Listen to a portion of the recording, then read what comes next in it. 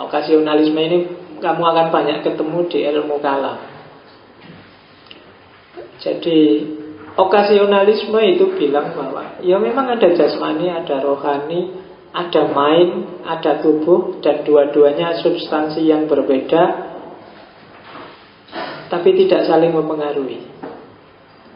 Katanya okasionalisme, kalau ada kok kelihatannya sebab akibat atau saling mempengaruhi, sebenarnya itu bukan sebab akibat, kebetulan.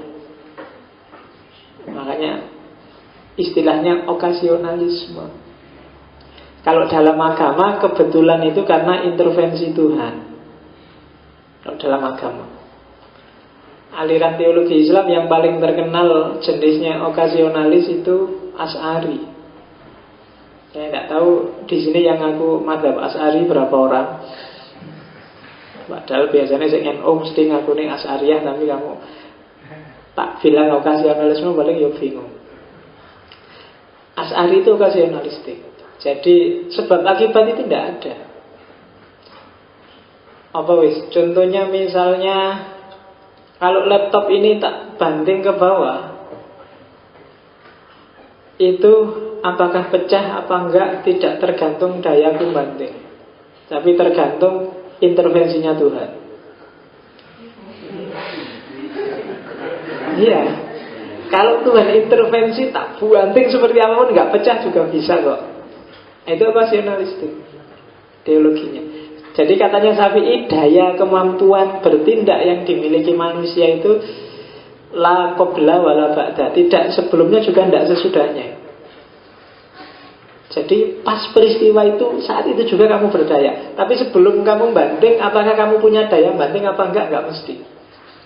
Jadi kalau kamu pegang gelas, mau kamu banting, gelas itu pecah apa enggak, tidak tergantung kamunya bisa mecahin apa enggak, tapi tergantung Allah intervensi untuk mecahin itu apa enggak. Nah, itu okasionalistik namanya, okasionalisme. Dan tidak misalnya ada gelasnya jajar 5, la qabla wala ba'da, itu saya nggak punya daya mecahin gelas ini. Kalau Allah nggak intervensi, tak pecahin satu, pecah. Oh berarti aku bisa mecahin. Yang kedua mesti pecah, nggak harus. Yang pertama pecah, yang kedua bisa nggak pecah kalau Allah intervensi. Makanya kemarin di Iran itu ada orang yang dihukum gantung, sudah dinyatakan meninggal, sudah dari rumah sakit dibawa pulang mau dikubur, bangun lagi masih hidup. Nah itu berarti Tuhannya intervensi. Bayangkan sudah dihukum gantung, disaksiin orang banyak, sudah jelas meninggal, dikembalikan di keluarganya hidup lagi.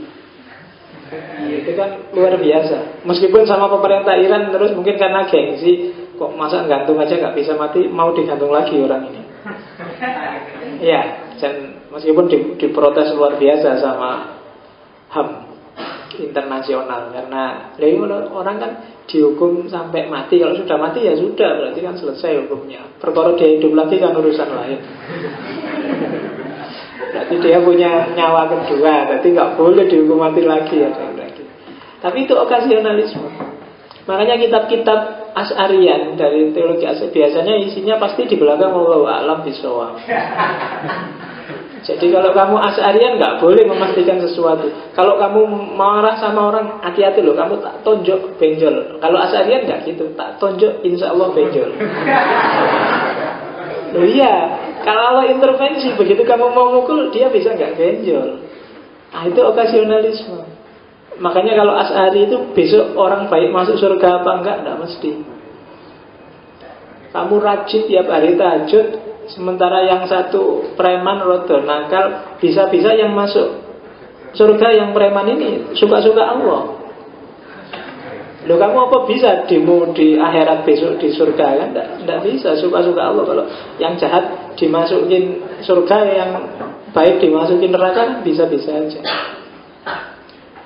Kan ada cerita kiai alim masuk neraka hanya gara-gara selilit. Kan ada itu, dia habis kondangan di masjid, pulang kok selilitan karena habis makan daging. Terus nyari-nyari selilit tidak ada, akhirnya ada pagernya tetangganya dicumin kecil tik buat selilit. Dan dia masuk neraka gara-gara ini. Iya, tega sekali Allah itu. Orang alim kayak gitu hanya gara-gara selilit. Dan ada PKS, PSK yang masuk surga karena ngasih minum anjing. Dulu kan ngasih minum anjing aja bisa masuk surga. Itu kan rada ranalar memang. Tapi Asy'ariyah gitu. Cara berpikir Asy'ariyah gitu. Namanya okasionalisme. Sebab akibat itu nggak ada. Kalau kamu bilang air itu kalau dididihkan 100 derajat akan mendidih, tapi kalau di Asy'ari tidak terakhir, harus ditambahi satu kata lagi, insya Allah. Iya, karena meskipun kalau Allah nggak menghendaki 100 derajat nggak akan mendidih. Nah, itu jenis dualisme juga. Ada dua entitas juga, mind dan fisik. Tapi dua-duanya tidak saling mempengaruhi. Kalau ada saling keterpengaruhan, itu intervensi dari luar. Kalau dalam agama intervensinya ya dari Tuhan. Kalau dalam filsafat barat, tokoh okasionalisme misalnya Mel Brooks dari Perancis. Jadi okasionalisme. Kapan-kapan kalau ngaji filsafat tamat, saya tidak tahu, mungkin kamu masih di sini apa enggak, saya ingin ganti ngaji teologi. Nah, teologi itu asik, menarik. Di kampus saya ngajar ilmu kalam juga kadang-kadang. Nggak terlalu dipercaya karena filsafat dianggap menyesatkan orang. Tapi menarik, fakta-fakta kalam, teologi, sejarah itu kan, Mu'tazilah, Asy'ariyah itu kan. Jangan dibaca Pak. Kalau pakem sih teorinya gitu, coba masuk agak analitis, agak historis itu. Banyak fakta-fakta unik, lucu. Wasil bin Atok itu yang penemu pendirinya Mu'tazilah itu, orangnya nggak bisa bilang R.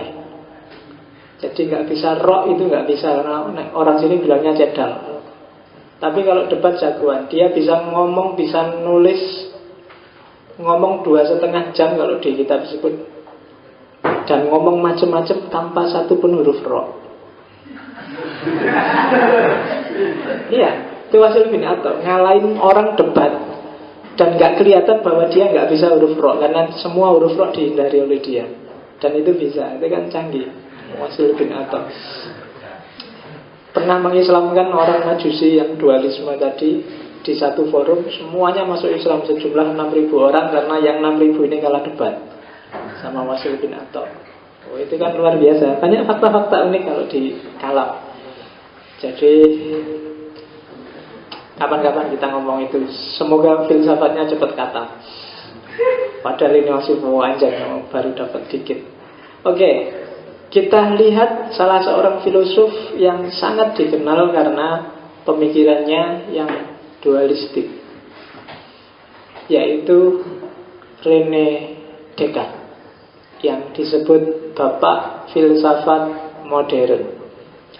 Dualismenya dikenal dengan nama dualisme interaksionis. Mungkin masih bisa kamu bayangkan profilnya seorang René Descartes. Karena orang Eropa, dia tinggi besar, rambutnya panjang sebahu, kumisnya tipis, mirip-mirip Zoro lah, kumisnya tipis agak segaris itu, pandangan matanya tajam, cerdas, dikenal sangat pintar sejak kecil. Bourgeois, karena dia anaknya orang kaya, anaknya bangsawan zaman itu, tapi pendiam. Biasanya anak orang kaya itu kan rodo celelean, cengengesan karena hidup senang sejak kecil, tapi dia pendiam. Sangat disenangi oleh guru-gurunya karena sangat pintar. Sampai-sampai dia dapat hak untuk datang telat dan bangun siang. Ya, karena dia kan sekolah di asrama. Jadi di asrama zaman itu, kalau di asrama itu kan datang masuk harus bareng pagi, harus sudah di kelas semua. Satu-satunya yang dikasih keistimewaan boleh datang telat dan boleh bangun siang jam berapapun itu Descartes. Dan aktivitas ini berjalan sampai dia tua. Karena memang kebiasaannya dia bangun tidur itu terus mikir. Dan banyak ide besarnya muncul ketika pagi hari dia habis bangun tidur. Ya meskipun jangan kamu pakai alasan sama dosenmu, kamu saya mikir Pak baru gitu. Orang percaya. Kalau dekat sih hasilnya pasti. Kalau kamu yang mikir paling apa sih kamu pikir? Kamu subuh-subuh sudah bikin status. Statusnya jelas bisa, tapi sudah jelas berarti nggak mungkin jadi dekat kalau model. Ya. Dan petualang, pendiam tapi petualang dekat itu. Saking gemarnya petualang, akhirnya dia masuk militer dan ikut beberapa kali perang kemana-mana. Ke Jerman, ke Italia itu dia ikut perang. Meskipun terakhir, tahun-tahun terakhir hidupnya dia nyepi di Belanda. Dan di Belanda ini dia banyak nulis buku. Meninggalnya masih muda, umur 54 tahun. Tapi karyanya luar biasa sampai digelari Bapak Filsafat Modern. Jadi jangan salah, filosof-filosof itu 90% orang baik. Jangan takut kamu belajar filsafat jadi tidak karu-karuan. Yang tidak karu-karuan itu karemu dewe, karena hubungannya sama filsafat. Oke, kita lihat apa yang ada di pikiran Descartes. Kita pelan-pelan masuk, diawali dari dasarnya. Jadi Descartes ini merespon pertama dalam pemikirannya, merespon kelompok skeptis radikal. Sebelum respon kan dipahami bahwa kalau skeptis radikal itu pengetahuan manusia itu semuanya boleh dan layak diragukan. Itu kan skeptis radikal. Pengetahuan itu sumbernya dari mana? Dari pengalaman, dari panca indera, dari akal, atau kalau kamu agama apa wis, dari Quran, dari kiai yang kamu percaya, dari siapa aja. Semua sumber pengetahuan itu kan bisa dan sangat mungkin diragukan. Dari kenyataan, dari pengalaman, panca indera, itu kan sangat mungkin diragukan. Dari jauh kelihatan apa, dari dekat, oh, kan sering panca indera itu menipu. Dari jauh, cakep, itu dekat, sering kan kamu kayak gitu. Itu tipuan mata. Telinga juga gitu. Kalau kamu dengar radio, penyiar-penyiar itu kan suaranya itu suaranya lembut, orangnya mesti cakep luar biasa. Begitu ketemu orangnya, oh, kamu kan sudah tidak komentar lagi kan ketemu orangnya. Berarti panca indera gampang sekali menipu. Indera peraba juga begitu, indera perasa juga begitu. Kamu kadang mengalami sesuatu, mimpi misalnya. Kalau Descartes di bukunya itu nulis banyak tentang filsafat mimpi. Dalam mimpi itu kamu merasa beneran loh, kayak tidak mimpi, nyata. Tapi begitu bangun kamu, oh iya ya ternyata cuma mimpi. Tapi kan akalmu, pengalamanmu bilang ini nyata. Ketemu pacarmu yang lama ya seolah-olah nyata. Ya kan, ketemu artis seolah-olah nyata. Ketemu ngalami apa juga kamu jadi orang sakti, kamu jadi orang waktu mimpi. Tapi kan seolah-olah nyata itu. Waktu mimpi kan kamu gak bilang, alah biasa aja cuma mimpi aja kok. Kan enggak. Kamu kan merasa nyata. Tapi begitu bangun, oh iya ya, ternyata cuma mimpi. Makanya nanti Ghazali termasuk Descartes di bukunya itu, di filsafat mimpinya bilang, kamu berani jamin gak hidupmu hari ini itu bukan mimpi? Jangan-jangan besok waktu kamu bangun, walah ternyata kemarin kuliah capek-capek dimarahi dosen ngaji filsafat malam-malam gerimis-gerimis cuma mimpi. Ngapain kemarin aku susah-susah menahan diri, susah-susah ternyata mimpi, ngerti gitu. Bisa jadi, katanya Descartes. Katanya Ghazali juga begitu. Gak ada, sama kayak waktu mimpi kita gak sadar sama sekali bahwa itu mimpi. Tidak ada jaminan bahwa hidupmu hari ini itu bukan mimpi. Mungkin mimpimu itu adalah, kalau nanti coba kamu baca di Descartes itu, jangan-jangan mimpimu itu adalah mimpi di dalam mimpi. Jadi kayak cerita berbingkai itu kan.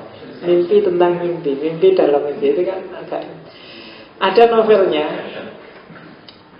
judulnya In Search of Myself, yang nulis profesor, saya lupa dari mana itu. tentang filsafat mimpinya Descartes, tapi dalam bentuk novel. Isinya menarik luar biasa. Saya nyoba nerjemah cuma baru dapat separuh, terus rada males. Nggak tahu, rada sibuk jadi males, nggak nyampe terakhir. Cuma sampai separuh pun luar biasa. Nanti kalau sudah jadi, semoga ada penerbit yang mau, nanti terus kamu bisa baca tentang filsafat mimpinya Descartes. Atau kalau kamu mau bantu ngelanjutin nggak apa-apa. Tapi bukunya bagus. Judulnya In Search of Myself, mencari diriku sendiri. Itu kan unik isinya.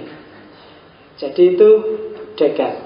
Jadi pertama-tama yang harus kamu lakukan, coba ragukan dulu semua pengetahuanmu. Karena semua pengetahuan itu bisa diragukan. Tidak mesti salah ya, tapi bisa diragukan. Kamu baca Quran pun tidak ada jaminan benar, karena jangan-jangan caramu memahami salah. Kamu ikut kiai pun juga tidak jaminan benar, jangan-jangan kiainya tidak pas. Atau kamunya memahami kiainya tidak bisa. Kamu bahkan yang paling jelas sekalipun, perasaanmu kah, pemahamanmu kah, penangkapanmu kah, semuanya mungkin salah. Maka jangan ditelan mentah-mentah. Meskipun tidak harus jadi skeptis radikal.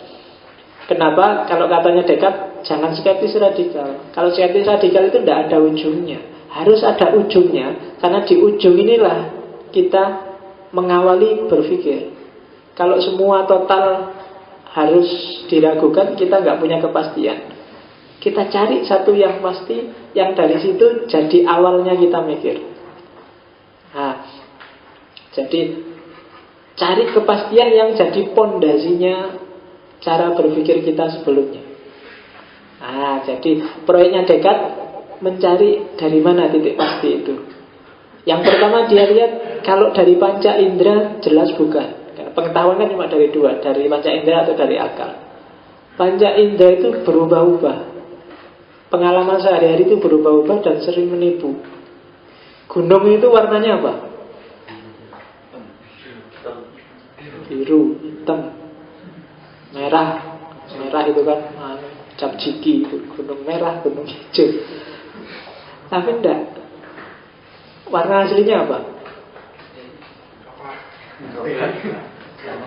Susah ya. Kalau dasarnya panca indera susah.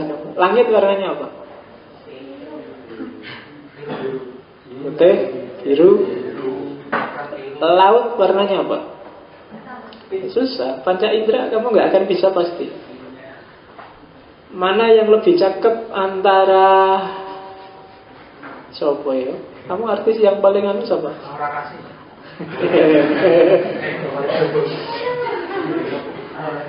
Nggak, kamu mikirnya aneh-aneh nanti. Oke, yang jelas kamu ngerti lah kalau panca indera itu berubah-ubah, tidak pasti dan sering menipu. Enak hari ini bisa jadi sangat nggak enak besok. Nyaman hari ini bisa jadi sangat nggak nyaman besok. Duduk jejer cewek cakep bisa jadi seneng, bisa jadi sumpek. Panca indera. Seneng karena pas kamu lagi nyaman, lagi enak, tapi sumpek kalau pas kamu lagi sakit perut, pas kamu lagi pusing, pas kamu lagi nggak mesti. Fisik nggak pasti. Maka katanya Descartes, ada kebenaran yang lebih pasti, yaitu kebenaran akal, kebenaran logika. Kamu sakit perut seperti apapun, 1 tambah 1 tetap 2. Ya kan? Nggak ada ceritanya saya sudah sakit perut Pak, berarti 1 tambah 1 4 sekarang. Nggak bisa. Ya kan? Kamu sumpek, stres, ditinggal pacar kayak apapun, setengah itu pasti lebih kecil dari 1. Nggak ada ceritanya pokoknya saya ditinggal pacar Pak. Nggak boleh, setengah nggak boleh lebih kecil dari 1. Dia harus lebih besar. Nggak bisa. Ada kebenaran pasti, yaitu kebenaran logika dan kebenaran matematika, kebenaran rasional. Maka katanya Descartes, kita harus cari pondasi pengetahuan. Kalau dari indera ternyata sering berubah-ubah dan sering menipu, berarti dari akal. Karena akal ternyata jaminan kepastiannya lebih tinggi, apalagi dalam ranah logika dan matematika. Nanti logika dan matematika kalau di Descartes namanya kebenaran yang sifatnya aksiomatik. Aksiomatik itu ya dia jadi pondasi semuanya. Kepastiannya nggak bisa dibantah, sifatnya objektif universal. Siapapun dan kapanpun akan setuju dengan kebenaran matematika dan logika. Meskipun dia orang Amerika, orang Barat, orang Yahudi, orang kafir, orang HTI, orang FPI, tidak ada yang bisa menolak kebenaran logika dan matematika. FPI sedang ngamuk pun tetap percaya bahwa 1 tambah 1 2. Loh iya, kok kamu dia sedang mecah-mecahin botol itu, mas 1 tambah 1 berapa? 2 mesti. Kecuali sedang mabuk juga dia. Tapi kalau Mas waras tetap kebenarannya nggak berubah. Jadi tidak dipengaruhi oleh fisik. Tapi kalau kebenaran panca indera sangat dipengaruhi dan gampang berubah-ubah. Maka pijakan pengetahuan pasti itu pondasinya harus akal. Nah, oke. Berarti ragukan segala sesuatu sekarang alatnya akal. Sekarang nyari kebenaran pertama. Tadi kan semua diragukan, pengetahuan tentang apapun. Nah, sekarang mulai melangkah satu demi satu. Kalau semua hal dirugikan, berarti kita jangan terima begitu saja kebenaran apapun yang sampai pada kita. Sekarang pembersihan pertama kalau di Descartes, bersihkan semua isi kepalamu dulu. Jangan-jangan informasi yang sekarang ada di kepala